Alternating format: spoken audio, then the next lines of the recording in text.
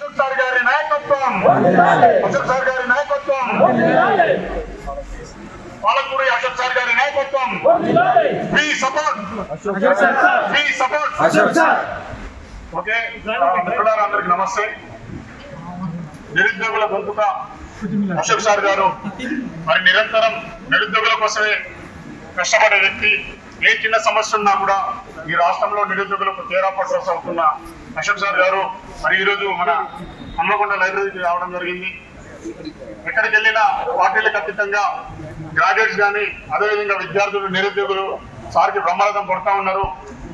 ఇదే విధంగా కొనసాగి బ్యాలెట్ బాక్స్ రోజు మనం ఖచ్చితంగా మొదటి ప్రాధాన్యత ఓటు అశోక్ సార్కి వేసి గెలిపించాలని మీ అందరినీ మనస్ఫూర్తిగా కోరుకుంటా ఉన్నా. కొంతమంది భ్రమపడతా ఉన్నారు, అశోక్ సార్ గెలిస్తే ఎగ్జామ్ పోస్ట్పోన్ అవుతాయని కొంతమంది భ్రమపడుతున్నారు. అది తప్పు. ఎట్టి పరిస్థితుల్లో ఎగ్జామ్ యథావిధిగా కొనసాగుతుంది. ఇంకా మీకు ఏమైనా చిన్న చిన్న సమస్యలున్నా లెటర్ రూపంలో ఇవ్వండి, ఖచ్చితంగా దాన్ని సార్ట్అవుట్ చేస్తారు. అదేవిధంగా మరి మేనిఫెస్టోలో కూడా చాలా అంశాలను చేర్చారు. ఏమైనా కొన్ని చిన్న చిన్న అంశాలను మర్చిపోతే సార్ దృష్టికి తీసుకురండి. ఖచ్చితంగా దానిపైన సారు మరి చర్య తీసుకుంటారు.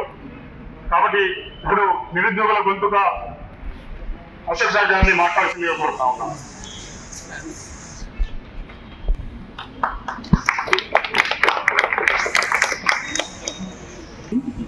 నిరుద్యోగ మిత్రులందరికీ నమస్కారం. అశోక్ సార్ అందరూ తెలుసా? ఎలా ఉన్న వాళ్ళు చేద్దాం.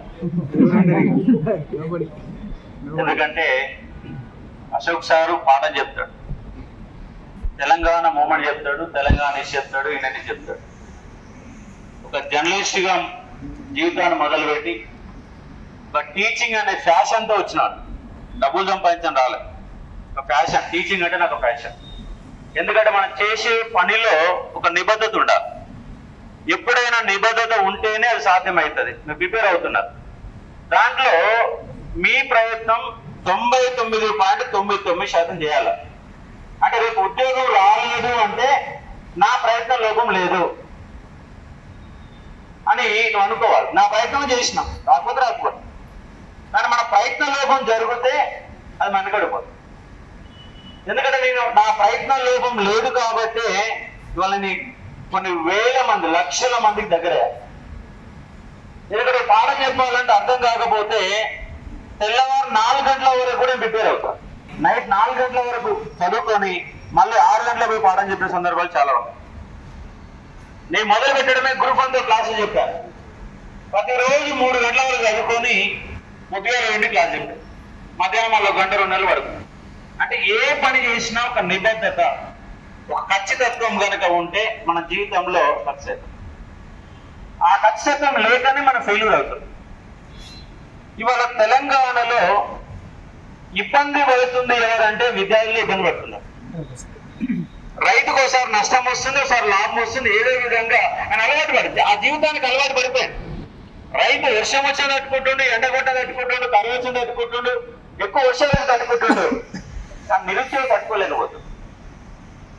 ఎందుకంటే మనం పెరిగిన వాతావరణం అలా ఉంది. డిగ్రీలు చేసినాం, పీజీలు చేసినాం, పిహెచ్డీలు చేసుకుంటున్నాం, ఎంటెక్ అయిపోయింది, బీటెక్ అయిపోయింది. కానీ లైఫ్ లో సెటిల్మెంట్ లేదు. ఇంటికాడ పని చేయలేం, 10,000కు పని చేయలేం, 30,000 ఉద్యోగం దొరకలేదు. 10,000 చేయలేకపోతున్నాం, 30,000 ఉద్యోగం దొరకడం లేదు. డిగ్రీలు అయిపోయినాయి, పెళ్లిళ్ళు కావడం లేదు. కొంతమంది అమ్మాయిలు పెళ్లి అయినాక, పిల్లలు పెద్ద అయినాక ఆ పిల్లలు ఆలనాపాలను చూసే టైంలో ఆ పిల్లలు పక్కన పెట్టి పుస్తకాలతో యుద్ధం చేస్తున్నాం. కానీ తెలంగాణ రాష్ట్రం ఏ ఆకాంక్షలతో కోసం ఏర్పడిందో ఆకాంక్షలు పట్టించుకున్నాడు ఎవరు లేడు. అంటే గవర్నమెంట్ ఉద్యోగాలే అని ఒక ఫీలింగ్ తీసుకొచ్చి ఆ గవర్నమెంట్ ఉద్యోగాలు కూడా జోనల్ సిస్టమ్ పేరుతో 2014 నుంచి 2021 వరకు ఒక జోనల్ అనే పదంతో 7 సంవత్సరాల ఉద్యోగాలు లేకుండా టీఆర్ఎస్ గవర్నమెంట్ ఆపేది. చివరికి వేశారు 90,000 ఉద్యోగాలు వేసారు. కానీ అవన్నీ గందరగోళాలు, పేపర్ లీకేజీలు, సిలబస్ గందరగోళం, క్వశ్చన్లు తప్పు వస్తాయి, అడిగేవాడేవాడలేడు. మన పుస్తకాలు పెట్టుకొని పేజీలు అవుతున్నాం. కట్టలు పుస్తకాలు, ఒక్కొక్క ముందు చూస్తుంటే 20 పుస్తకాలు ఉంటాయి. చదివిన దాన్ని మళ్ళీ చదివి చివరికి ఆ గీసి ఆ పుస్తకం చదవాలంటే కూడా ఆశకు వచ్చే పరిస్థితి వెళ్ళిపోతున్నాం. కానీ ఉద్యోగం వస్తలేదు. ఒక నిరుద్యోగి ప్రతి రోజు ఒక మానసిక సంఘర్షణ పడుతున్నాడు. గ్రాడ్యుయేట్ పరిచయం చేయబట్టి ఇంకా చేస్తే చెప్పండి. సాధారణ ఎన్నికలు గ్రాడ్యుయేట్ సంబంధించిన ఎన్నికలు కాబట్టి మన గ్రాడ్యుయేట్ కార్డు పోవడానికి 100% అవకాశం ఉంటుంది. ఇది ఉన్నటువంటి వాస్తవము.